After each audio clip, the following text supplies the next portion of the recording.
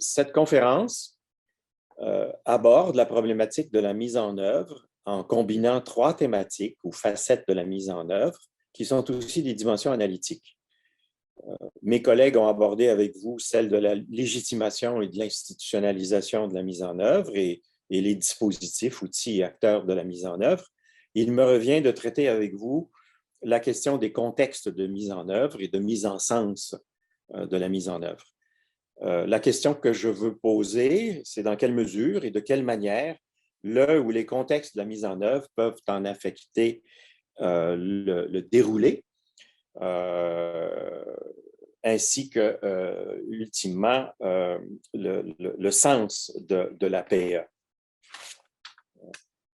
Je vous propose, pour commencer, une typologie des contextes de mise en œuvre. Un sociologue britannique, Stephen Ball, a identifié ou utilise comme outil analytique le triptyque suivant. Il y aurait, pour toute politique éducative, trois contextes importants. Le contexte de l'influence, qui est celui des rapports entre les acteurs, des rapports sociaux, qui de près ou de loin pèsent sur l'orientation de l'action publique et sa mise en œuvre dans un secteur donné. Il y a le contexte de la production ou de la fabrique de la politique, ce que les anglophones appellent le policy text, qui renvoie à un ensemble de cadres juridiques, cognitifs, politiques, institutionnels, les acteurs et au processus de la fabrique ou de l'élaboration d'une politique. Et puis, il y a comme troisième contexte le ou plutôt, justement, les contextes de la pratique, à savoir la politique éducative dans sa trajectoire de pénétration, d'atterrissage et d'évolution dans divers champs de pratique. Ces trois contextes sont là, et ils sont là tout au long de la vie ou de la trajectoire de la politique éducative. Et on ne peut pas considérer qu'il y en a un qui n'existe plus une fois que quelque chose s'est passé. Ils sont toujours là. Les acteurs sont toujours là et interviennent tout au long de la vie. Et dans ces différents contextes-là, les acteurs s'y activent en fonction de leurs valeurs et de leurs intérêts. Ils agissent dans des cadres déjà là et d'une manière ou d'une autre en tiennent compte. On pense notamment au cadre juridique et institutionnel. Tous les acteurs contextualisent parce que c'est une façon d'identifier ou de définir et de nuancer le sens d'une politique donnée. Mais le contexte, c'est un contexte, c'est une notion inépuisable. On peut l'étudier sans fin. C'est impossible de clôturer la liste des éléments qui le composent. Il faut donc faire des choix. Je vous en propose trois qui vont me suivre tout au long de cette présentation. C'est des choix que les acteurs utilisent aussi, qui structurent leur pratique de contextualisation. Le choix de l'échelle, le choix du temps, le choix de la période et le choix de la focale. Je règle la focale tout de suite. Dans notre cas, la focale, c'est la mise en œuvre. Si possible, le réussi d'une politique éducative. Le choix des périodes de temps, on peut analyser un contexte en fonction du court, du moyen ou du long terme. On peut l'analyser aussi en fonction de l'échelle ou de l'espace, si vous voulez. On peut aller du plus proche, le contexte de la classe, de l'établissement, de la municipalité, de la région, de l'académie, de l'État, nation ou même du monde occidental. Bref, il y a différentes échelles de contextualisation possible et chaque échelle a sa spécificité. Chaque échelle produit des éléments qui viennent cadrer pour les autres échelles, qui viennent cadrer l'action des acteurs, et dans les deux sens. Hein? Ce n'est pas simplement de l'international au plus local, c'est aussi du plus local au plus international. Il y a donc différentes échelles, et chaque échelle a son ordre de complexité et sa spécificité. Et sa zone de pertinence. De telle sorte qu'on peut parler ultimement, surtout lorsqu'on fait des analyses multiniveaux, on peut parler d'échelles différentes et qui ont un champ de pertinence bien contextualisé. Ce qui est pertinent pour la mise en œuvre à l'échelle d'une classe ou d'un établissement n'est pas la même chose que ce qui est pertinent, c'est évident, à l'échelle nationale ou internationale. Je vais illustrer ça avec un cas qui est intéressant. C'est le cas d'une politique éducative de mixité scolaire en Hongrie, dont vous entendrez parler pendant le colloque, et qui part d'une préoccupation de la communauté européenne eu égard à l'intégration et l'inclusion scolaire des Gitans et des Roms dans différents pays de l'Europe.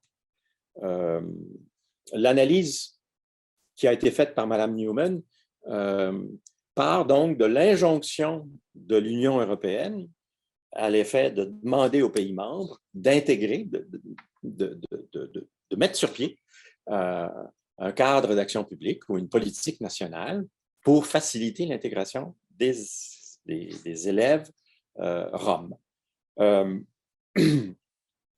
Alors, la Hongrie, comme d'autres pays visés par l'injonction de la communauté européenne, ont développé un cadre d'action publique déterminant qui était visé par l'action publique, avec quel soutien financier, avec quel développement professionnel pour les acteurs, avec quel rôle pour les municipalités. Cela a été fait entre 2002 et 2010 en Hongrie, en utilisant essentiellement, ou en prévoyant utiliser essentiellement des outils d'action publique relativement soft.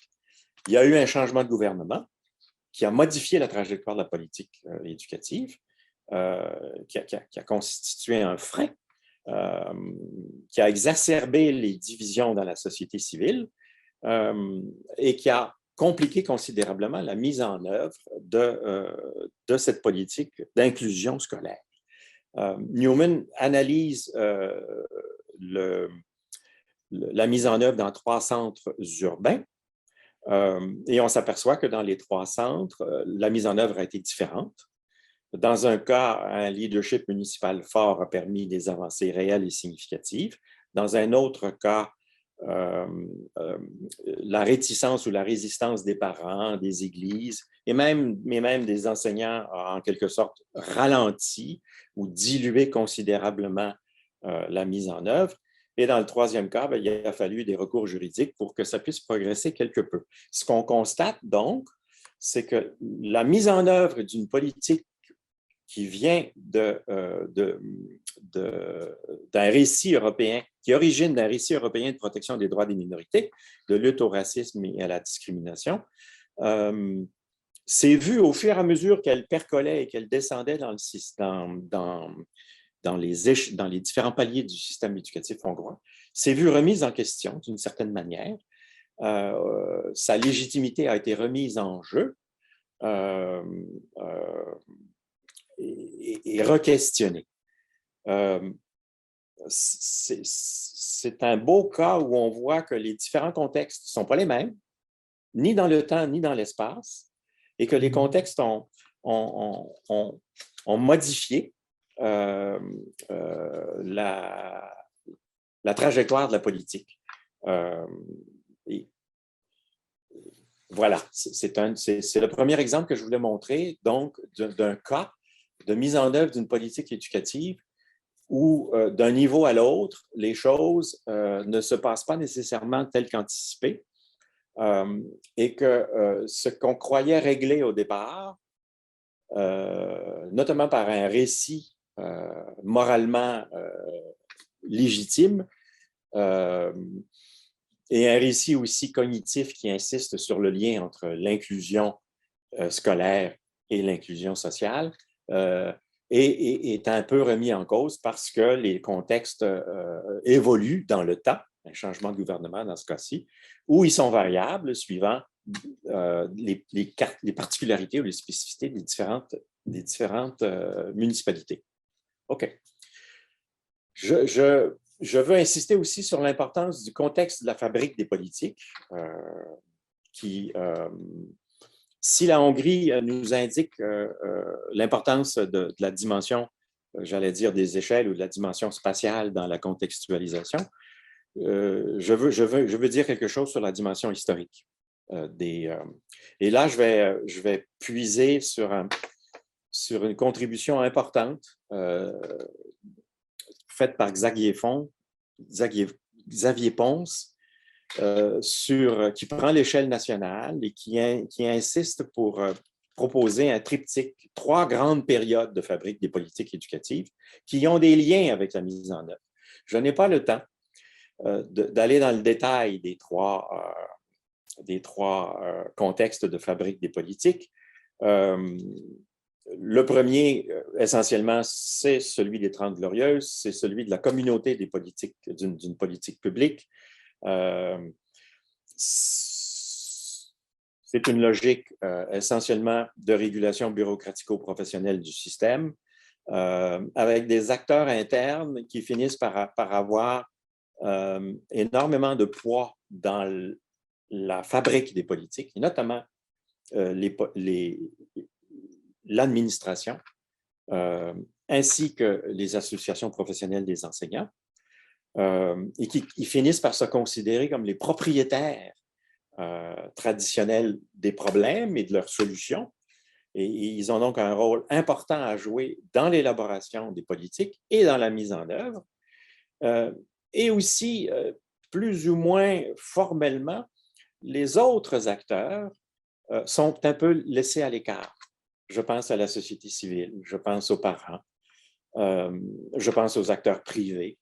On est entre soi, entre gens du monde de l'éducation, et c'est ce monde-là qui conçoit, qui définit les problèmes, qui identifie les solutions et qui les met en œuvre, dans le respect, notamment de l'autonomie des enseignants. Essentiellement, c'est le premier contexte de fabrique des politiques. Le deuxième, celui qui émerge un peu plus tard, à partir des années, disons, 85-90, c'est un peu le contraire de celui-là. Xavier l'appelle la décommunautarisation. Et essentiellement, c'est une tentative d'élargir le jeu, si vous voulez, d'augmenter le nombre d'acteurs qui participent à la fabrique des politiques éducatives.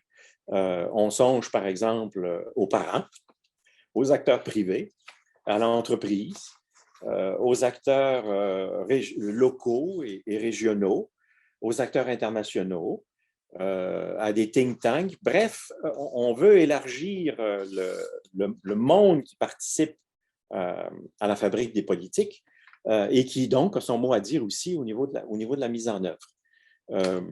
Dans le troisième cas, qui serait le plus récent, qui c'est le FAST Policy, on se retrouve avec vraiment un marché transnational d'idées et de solutions éducatives, donc à l'idée que les solutions sont mobiles, elles se déplacent. C'est à peu près les mêmes acteurs que dans le deuxième cas, la décommunautarisation, sauf que les acteurs internationaux prennent encore davantage de place et pèsent lourdement sur la fabrique des politiques éducatives.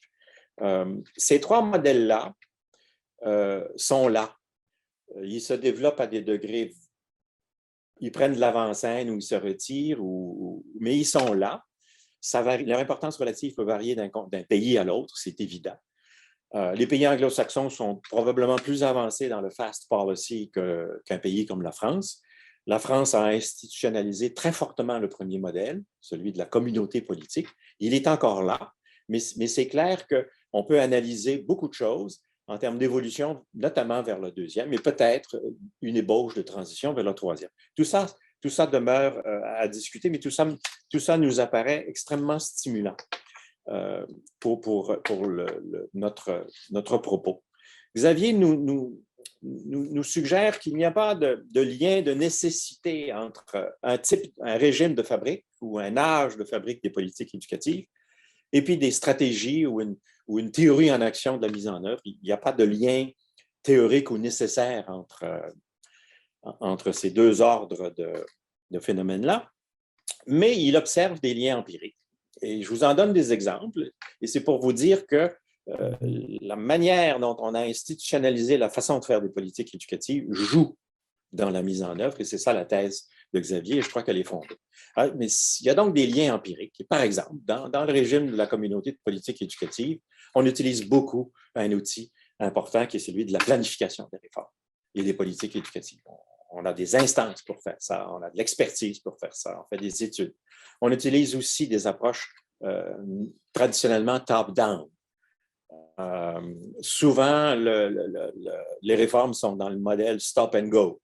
De longues périodes d'inertie ou de fonctionnement sans changement, et puis des ruptures ou des tentatives de réformes rapides ou substantielles. Il y a tout un discours d'ailleurs souvent qui va avec ça, qui est celui de la rupture, du changement de paradigme, etc. Ça, c'est dans le régime de la communauté de politique éducative. Dans le régime de la décommunautarisation, on est davantage dans une logique inspirée du monde de l'entreprise. Et donc, l'idée de couplage et d'alignement des instances, des échelles est importante. On va aussi accorder beaucoup plus d'importance aux acteurs intermédiaires et aux acteurs internationaux. Donc, on complique un peu le jeu, qui était autrefois bien limité et bien cerné à l'intérieur d'une zone d'influence. Et puis, on utilisera des politiques éducatives qui risquent de concerner davantage le curriculum que dans la période antérieure. Dans la FAST Policy, on cherche à toucher davantage les pratiques d'enseignement. Et on se met dans des logiques de formation continue, de développement de compétences des enseignants et de fidélité à des modèles d'enseignement que l'on veut mettre en place et qui renvoient à des solutions ou qui sont présentées comme des solutions quasi universelles à des problèmes éducatifs prédéfinis, si je peux dire ça comme ça. Ces trois effets-là des fabriques de mise en œuvre, des fabriques de politique sur la mise en œuvre sont en sédimentation dans nos systèmes, ils sont encore là. Et en fonction des problématiques, on va puiser dans l'un ou dans l'autre. Le troisième contexte, celui de la pratique, ce que je voudrais simplement dire, c'est que quel que soit le contexte de la pratique, que ce soit celui de l'enseignant dans sa classe, ou celui du chef d'établissement dans son établissement, ou celui de l'inspecteur ou du conseiller pédagogique dans le réseau dans lequel il doit intervenir. Quel que soit donc le contexte de pratique, la mise en œuvre suppose un travail d'interprétation, de mise en récit du sens de la réforme, et un travail de traduction, parce qu'il faut que les injonctions de changement se traduisent ou atterrissent dans des pratiques qui sont contextualisées. Et ça, c'est le travail des acteurs intermédiaires et des acteurs locaux. C'est donc un immense travail d'adaptation, d'injonction au changement qui est fait à l'échelle locale par les acteurs locaux et intermédiaires. C'est pas facile à faire, mais c'est essentiel et sans cesse à être repris aux différents moments de la vie de la politique. Les communautés professionnelles, les inspecteurs, les directions ont un rôle à jouer là-dedans. Je crois que l'analyse que l'on pourrait faire des réformes curriculaires montrerait l'importance de ce travail d'interprétation et de traduction, les formes qu'il peut prendre, les différences que l'on peut observer à cet égard, qui ne doivent pas signifier on prend des libertés énormes avec des injonctions au changement, mais qu'au contraire, on les ancre dans des réalités incontournables. Alors, s'il faut dégager quelques leçons, les voici. La mise en œuvre d'une politique éducative ne peut se constituer en pratique pleinement autonome. On ne peut pas l'enfermer dans une logique qui serait coupée de ses contextes et qui lui serait propre et exclusive. Elle ne peut être extraite de la fabrique de la politique et des autres contextes, notamment du contexte de l'influence et de ceux de la pratique, et ne peut être menée suivant des principes généraux décontextualisés. Les contextes contribuent à la mise en sens des politiques, ils fournissent des matériaux nécessaires à leur légitimation et à leur mise en récit, et influent sur leur trajectoire tout au long de leur vie. Plus on sera sensible au contexte singulier et spatio-temporellement ancré, moins il sera possible de penser la mise en œuvre en termes de fidélité stricte à un modèle d'intervention précis, fortement protocolarisé, comme s'il suffisait de transposer une intervention directement du laboratoire à la classe. La contextualisation porte en elle une exigence d'adaptation aux contraintes et opportunités d'une situation toujours singulière. C'est une condition de l'efficacité de cette intervention. Ces adaptations ne sont pas des dérives ou des fautes à corriger, elles sont le fruit d'une confrontation créatrice entre le réel et le prescrit. Merci de votre attention.